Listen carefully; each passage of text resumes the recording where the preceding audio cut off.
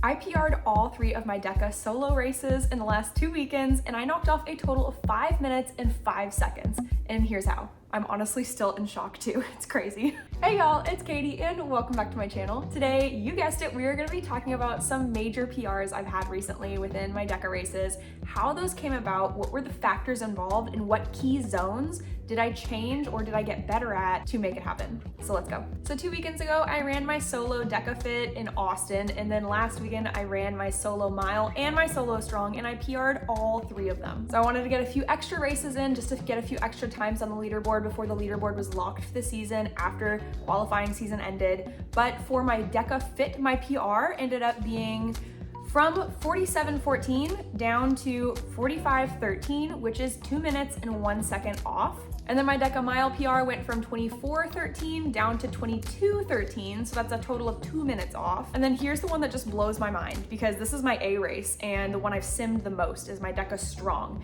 And that went from a 14.26 down to a 13.52. That's 34 seconds down. Wow, I'm still in shock about that one. It's so good. So I definitely went into these race weekends feeling a lot better prepared than previous races, but I walked away from each one of these races with so much gratitude to my support community, to my husband, to the great team I'm on with my gym and Pure Impact.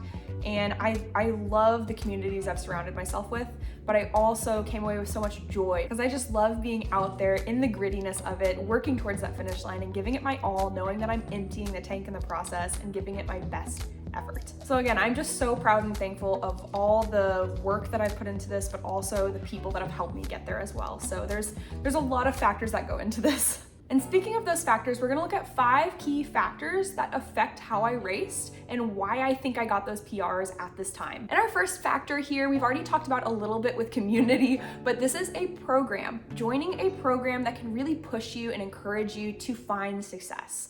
So this is, for me, that looks like joining Pure Impact this year. Amber Tate has been a great coach for me, and I firmly believe that coaches need coaches. So no matter who you are in the fitness space, if you are coaching people, you're actively pouring out into other people's lives. Somebody needs to be pouring into you too. Otherwise, your cup's gonna run empty. So whatever that looks like for you specifically, that means joining a program, going to a coach that you know who can help you train for Deka or train for hybrid racing. That's gonna help you so much. And just a side note, I do have a program myself. It's called Hybrid Strength. You can check it out up there. The second key factor that played into these PRs is my compounds. Early on in this season, we spent a lot of time building max strength and muscle mass, and I think that's really helped me this season because I've been able to change my body comp a little bit more to increase muscle mass, and that's also increased my compounds. So my deadlift, squat, bench, all of that is a lot heavier than it used to be, which means that I'm able to push more and give more power output throughout the race. So especially in races like the Deka Strong, that makes a big difference. The third biggest factor that influenced my PRs was postpartum. So last year I had baby G, and it's been a full 13 months now since he was born, and I've had plenty of time to recoup from that. Obviously, it takes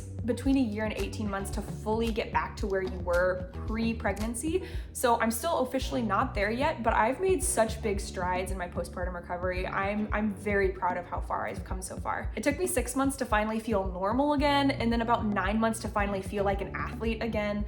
But especially now being a full year out from birth, I feel like I'm really into it now, and I'm really able to dial in to all the different athletic performance things that I need to be able to perform these races well. So I think that's a big deal as well for the season, that I've been able to overcome that and come back stronger. And to be clear, I'm not telling you to go have a baby for performance gains. That's not the goal there. I'm just saying that working throughout pregnancy and racing throughout pregnancy and then coming back postpartum, it can have some health benefits and everything when you've been racing under these crazy conditions, during pregnancy. So I think that partially had to do with that. And factor number 4 has been mindset work. This season, I've done a ton of different mindset work, following podcasts, reading books, and just really keying into my mental doubts and working on getting rid of those and turning them into fuel. So finding out, obviously postpartum, I was really focusing in on the doubts that I had of return to sport, being capable and able to hit those PRs again and hit, you know, the times I would need to qualify for world championships, and I was having a lot of doubts of myself of performing that well again postpartum. So that's one of the doubts I had to take, and I had to turn it into fuel for myself and say, you know what, if the season is not my season, that's okay, but I'm gonna give it my all no matter what. I'm gonna work on emptying the tank, and I'm gonna work on giving it my best effort that I am capable of right now. And having that mindset and having that openness of finding joy in the sport again while trying to focus my effort and my fuel on the race ahead of me has been so helpful. Learning how to really key in during the race and push through the pain cave and not backing off of the accelerator at key points, but learning how to keep pushing that accelerator down, even when it's tough and even when it's hard, but keeping the heat on in those moments in the back half when you're struggling. For me at least, that has been, I think, the biggest change. Keeping my mindset focused on those things and tuned in the entire way through the last burpee.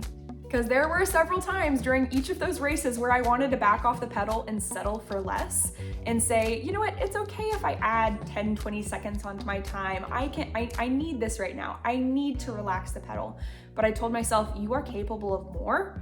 I know I can physically push the pedal down here. I just don't want to because it's uncomfy. So keeping that pedal pushed to the metal, I think, was what did it in those moments and in those races. That's what I needed to key in on so that I could empty my tank. Otherwise, I would have backed off a little bit, settled for less, and settled for mediocre instead.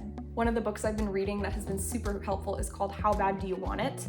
I think Kayla Citadino recommended it on her podcast recently, but it is so good. Check that out if you haven't read it already. And number 5 is my keyword for the season is resilience. So this kind of keys into my mindset a little bit, but in a broader overview of my season, because in 2022 and in 2024, I had to pass up World Champs invitations, and that just digs at me so much. I was sitting on the sidelines last year. I was cradling my newborn at the time, so I was very happy, and I'm not regretting my decision to pass World Champs last year, but it does dig at me as an athlete. I did want to be there. I wanted to be on that start line so bad, and I had to sit back and watch everybody else compete and have a blast and hit PRs and get podiums, and I love that for them. But it was very hard for me. So I'm focusing on coming back, getting off the sidelines and back into the game, and having that resilience in every aspect of my training, every aspect of my racing throughout the season. That's just the word that's kind of imbuing everything in my athleticism this season, and I'm loving it so far. In the words of the great Aaron Burr, I'm not gonna miss my shot. Okay, so those are the 5 factors that have really influenced my training and my racing this season in general, but let's talk about the 3 zones that I really keyed into with my training and have really improved drastically based on my pre-2025 times and then this year's PRs. So my first zone that improved the most was the bike. So my bike times have improved across all 3 events. My strong time, I got 9 seconds faster on the bike. My fit time was 28 seconds faster, and then my mile time was 33 seconds faster on the bike. And I basically did that from being able to maintain my RPMs a little bit more consistently throughout the whole bike. So I used to rev it up to 70, hold that for like 20, 30 seconds, and then back off to 65, back off to 60, and just continue to cycle it down until I was done with the 25 calories.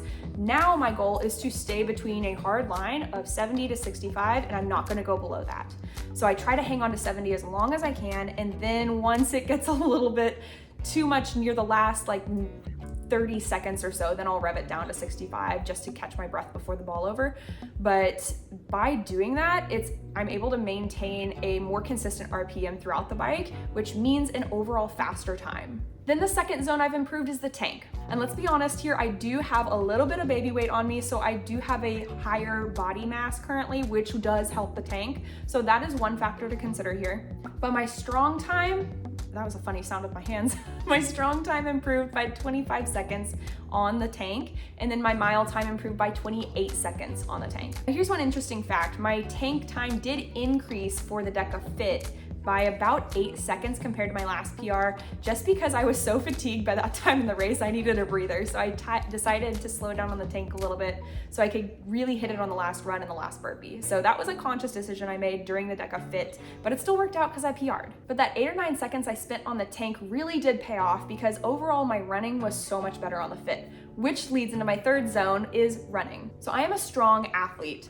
The Deka Strong is my best event, the Mile is my B race, and then the Fit is my C race. It's just, running has not traditionally been my thing. So this season I really doubled down on trying to work on my running and improve that. And yes, I've still got a long ways to go. It is still not my favorite thing and I'm still not fast at it, but I have improved since last season. And this is where I found the most improvement on my Mile and my Fit, because overall between those two, I was able to improve my Mile by 1:45 just on the running alone. And then on the Fit, I improved that by 2:16. So I did spend a little bit more time in the zones because I was running faster, but that payoff was definitely there because I was able to push on the runs and then rest in the zones because the zones are what I'm comfy with. So for me, that just worked out really well as a strategy for those races. But as far as the other zones go, so my ergs, my sit-up, my farmer, my ball over, and my burpee were all semi-negligible because they only fluctuated by plus or minus 3 seconds either way. So those were really, chunk change. Some of them were a little bit faster here and there for my PRs, so that was nice. But really the box over and the lunges was where I also made some big improvements, because in 2023, my last competitive season, I was still getting over an ACL injury, and so I didn't trust my knee as much. So those ones I did slow down on a lot that season because I was not very confident on that knee still. And this season I've been able to ramp up those times a little bit and get a little faster on those as well, which the compounds also helped with because I have a little extra strength there, a little extra power in that lower body now, which helps with those as well up front. So there's been a little bit of shifting throughout the other zones, but the majority came from the bike, the tank, and the running. So that's just what's happened these last 2 weekends. They've been complete whirlwinds, but I really can't wait for this year's World Champs. We're still waiting on the leaderboard to finalize before they roll out invitations and things, but I am already super, super stoked for World Champs this year. It's gonna be awesome. Baby G just woke up and he is not very happy. So anyway, so your 3 big takeaways here is number 1, improve your overall strength with your main lifts. Number 2, join a program that will support and challenge you. And number 3, do the mindset work so you can show up, have joy, and put pedal to the metal. So those are the factors that have affected my season and how I was able to get some awesome PRs the last couple weekends. I hope that your training has gone well recently, and if you've had PRs this season or anything else non-time wise that you're super proud of, maybe that's some unbroken reps, or maybe just finishing your trifecta for the year, getting a family member involved with Deka, whatever that is, drop those in the comments because I'd love to celebrate those with you. And I also have 3 awesome resources that can help you with your training. First off is my freebie, the Ultimate Race Day Packing List, so you'll never forget a race day essential again. Second is my ebook, Race Day Ready, where we talk about tracking splits, race strategy, and how to get ready for your first race. And third is my program, Hybrid Strength. I already talked about it a little bit, but with Hybrid Strength, it'll help you gear up for your next race or adventure in life. And that's all I've got for you today. If you learned something, hit that like and subscribe so you stay up to date with my content. And I hope this helps you. I feel like I'm tooting my own horn a lot in this video, but I really do want to help you with your training and your season as well. So I thought these would be some pretty insightful factors to think about for your own training and as you move forward with your Deka season. So I hope these help, and I will see you in my next video. Bye!